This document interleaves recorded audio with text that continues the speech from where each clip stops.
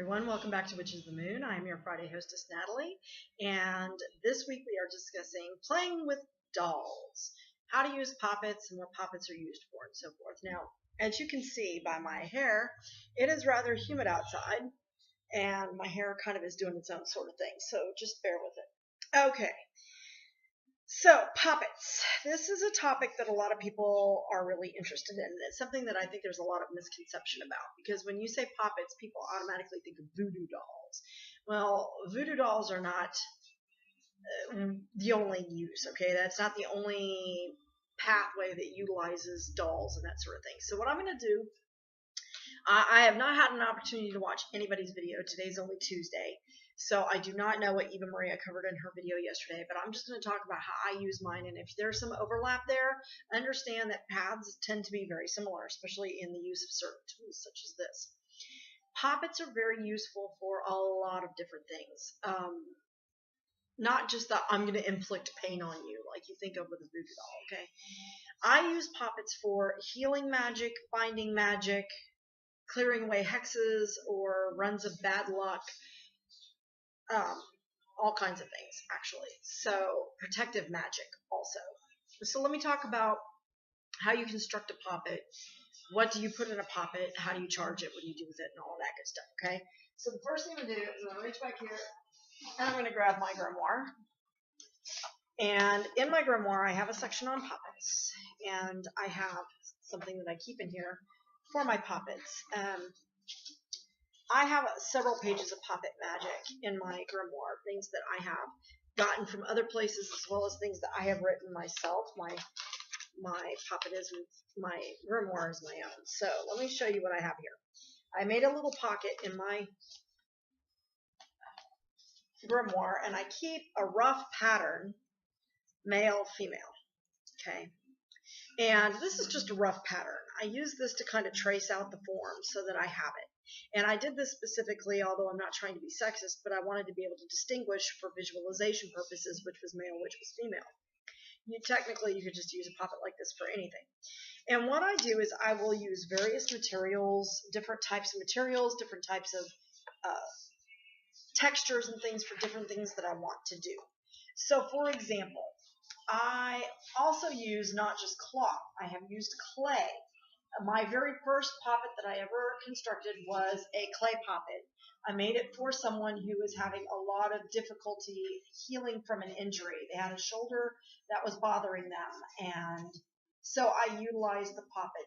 And what I did was I constructed a clay poppet, just a formation of the person. As I was constructing this, I was visualizing the person in my mind. I could see their face in my mind, and I was telling the poppet, now you are this person. Okay, so that binds the poppet to that person, and it charges that poppet and makes that poppet that person, a representation of that person. So what I do to you shall be done to whoever, okay? And there's words you can do for that. You can make up your own. You can find it on the internet. You can look in various different witchy books, and it will tell you. I do believe in Buckland's Big Blue. He talks about poppets. That. This is Big Blue for those of you that are not familiar. I know it's backwards. I'm sorry. I don't know how to flip the camera on this computer. But this is Buckland's Complete Book of Witchcraft, and he does actually discuss poppets, healing. I was going to try to find it here and show you kind of what he talks about on here, but no. I thought it was under magic, but it could be under healing. Either way. What you're wanting to do is you're wanting to get a good physical representation. Now, if I'm making a clay poppet, then I just try to kind of give it texture, hair. I may use yarn for hair. I may actually use some of the person's actual hair to put hair on the poppet. Anytime you can imbue your poppet with something of the person for who it is supposed to represent, that's always the best. But sometimes that's not always possible. There was one time where I was doing a binding spell for a friend of mine who was going through a really awful divorce. Her ex-husband came home in the middle of the night, told her, I want a divorce. I want you out of the house, take the kids and go, in the middle of the night. And yet he prolonged the divorce proceedings forever because he had a girlfriend, was living with the girlfriend, but didn't want the ex-wife, my friend, to have a boyfriend or to be seeing anybody. And so he was prolonging this divorce proceeding to try to make it as painful and expensive for her as possible, which was really ridiculous. So what I used for that was, she had a few of his items that were left at home. We used some of his seminal fluid from a toy that he had, which she collected on a Q-tip, and one of his favorite t-shirts that he had left behind. And what I did was I cut a poppet out of the t-shirt, put the other items inside the t-shirt, never touching it, mind you, but I imbued that, and then I made that poppet. I bound that poppet to that person, and I bound the poppet and said that, as I stitched it, I said an incantation as I stitched it, and then I put the items inside, and I said, now you are this person. What is done to this person, to this will be done to you. And I bound him from being able to keep the divorce proceedings from moving forward, which they did finally get finalized, and she was able to move on with her life. Of course, he still tries to inflict pain where he can. So using something that had been worn by him, it had his essence, his energy, especially because it had been his favorite t-shirt. So that was something that I used to do that.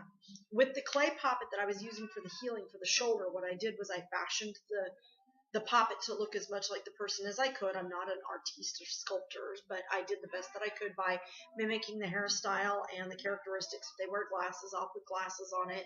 Either I'll make some little glasses out of something, or I will draw them on, etch them in if it is a clay poppet. But I essentially took some blue ink and made a mark. I made a mark on the spot where the person was hurting, and every day I would imbue that with healing. And then I buried the poppet once it was no longer needed. I buried it and said, now it's buried. To earth it returns, from clay to ash, back to earth. And so I released the poppet once the person had been healed and it was no longer needed. I released the poppet and the energies that went into it, and that way it's no longer connected to that person, because what happens to that poppet can happen to that person. So if I was to drop it and it was to break, they could suffer an injury where they break a bone or something like that. And I didn't want that, so I returned it and released it. Because when you are using a poppet, you need to release it once your spell work is done, or you need to feed it if it's a continuous spell. I'll get into that in a minute. Now, other things that I make poppets out of or other materials. Okay, we've talked about clay. You can use Play-Doh. You can use the air dry clay. You can use the baked dry clay. You can use cloth. You can use paper towels. You can use pretty much anything to make a poppet. It just needs to be something that's going to hold the representation for that person. So, for example, people who suffer from depression. My husband is going through a very severe depression, and the crazy thing is I made a poppet that I stuffed with certain herbs that I wanted to imbue those energies into his life, and some of his hair and his toenails, and now I cannot find that poppet anywhere. So I'm wondering, but I had cut it out of one of his old t-shirts, and I drew on the glasses and the hair, and I put his hair and his fingernails into the poppet and charged it as being him, and I imbued the herbs and put them in, and then I sewed it up, and every day I would whisper to this poppet what I wanted for his life. I wanted joy, I wanted happiness, I wanted him to be able to overcome the difficulties that he was facing, and it worked well, but now that I can't find it, it's not working, so I may need to reconstruct one, because I may need to remotely remove that poppet from him and get something new going, because it's not serving its function anymore, since it's not being fed. Every day you've got to give it something. I would give it a little bit of alcohol every day as an offering, as a way to feed the spell, and then I would whisper into it my intentions once again, or speak to it my intentions for it. So when you have an ongoing spell and you have a poppet or a gree bag too, you need to feed it. You need to give it some sort of an offering. Alcohol makes a good offering. You can just put drops of the alcohol or pour some on there as a libation, and thanking is a continuous sort of thing, and that keeps the magic going. So other materials, how I use different materials. Okay, I talked about the clay because it's easy to form, it's easy to fashion, and it's good for if you're going to not continue that spell. If it's not going to be a spell that you need to feed, because obviously if you're pouring alcohol on your puppet and it's made from clay, it's going to eventually kind of melted away. So that would be good for something that you want to return to the earth once the spell has done its work and you want to release those energies out and let that person go on their merry way or relieve the poppet of its duty, so to speak, then that would be something I would do. So I use that for healing. For protection spells, I use something of the person, clothing, t-shirts, something that they've worn. I will use fingernails, toenails, spit, whatever it takes, a piece of chewed gum that that person's been chawing on. It's got their energy, their essence, their, DNA in it basically. And so I will put that within the poppet and I will use that. And I will use that for protection spells. So like for my children, I will make poppets that represent my children and I will imbue that and I will say, cleansing spells. If it is something that you want to lift, I will use clay poppets for cleansing or hex breaking.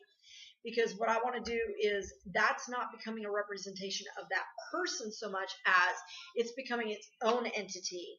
And what I'm doing is I am trying to transfer the bad experiences or bad energy that's surrounding this person from that person into the poppet.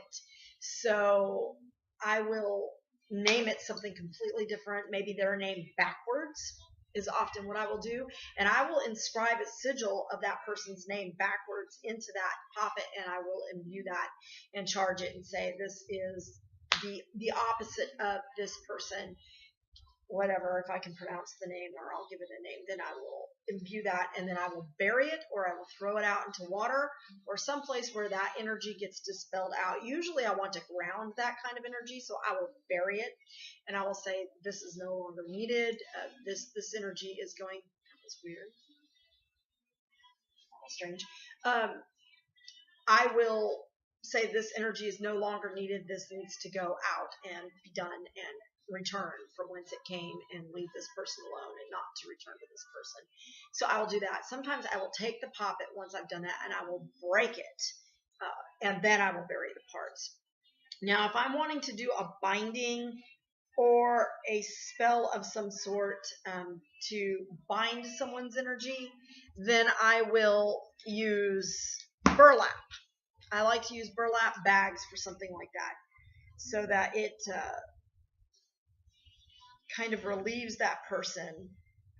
It's a texture that matches the situation. So if I'm wanting something that's soft and cuddly and protective, I will do something soft, cuddly, and protective. If it is something that I am wanting to bind or do some sort of keep away or return to sender magic, then I will use burlap because burlap is kind of rough and hard and it's uncomfortable, so I will use that material. Sometimes I will use felt in protective or healing spells. I love to use poppets for healing because I find it very effective, especially if it's healing from a distance. And it can be physical healing, emotional healing, spiritual healing. So if you are a Reiki practitioner and you are doing Reiki at a distance, I have used poppets in conjunction with Reiki energies to send healing to someone over space and time, although it's not technically necessary. If you are a Reiki practitioner, you know what I'm talking about. You can send that energy out and reach that person without, by remote, without having to have anything. But I find poppets help me to visualize and see that energy reaching that person in a much stronger format, so I use it for that. Let's see, what else?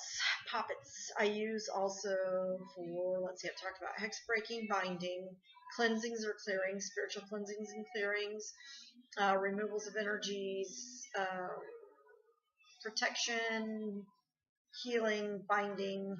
I don't personally engage in a lot of maledictive magic in terms of magic that is designed to inflict pain on someone else, because there is a certain amount of what you put out comes back. And I don't believe in like the threefold rule where it's going to be, come back to me 3 times as strong, because it's like when you drop a rock into a pond, it ripples out and some of that rippling comes back.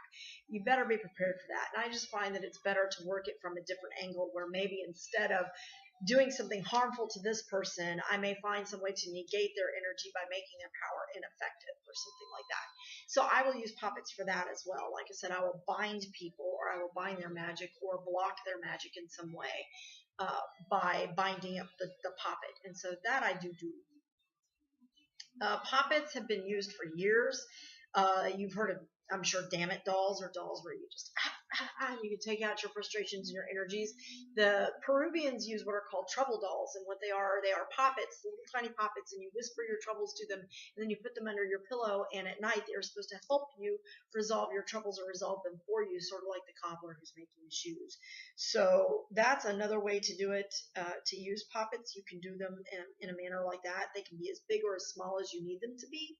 They can be as long lasting as you need them to be, provided you're using the proper materials. So that's really all I have to say on poppets. I hope that this has been kind of informative to you. If there was something that I didn't cover that you'd like more clarification on, or you'd like to know more about, please feel free to leave a comment or your feedback, or PM me. Find me on Facebook, send me a message on YouTube, whatever it takes. Thank you so much, and I hope you all have a wonderful weekend. On Monday, it is Samhain, so blessed Samhain to all of you, since I will not see you until after that point. I hope that you all have a wonderful time communing with your ancestors and seeking the guidance, receiving the guidance that you need. Thank you so much, and blessed be.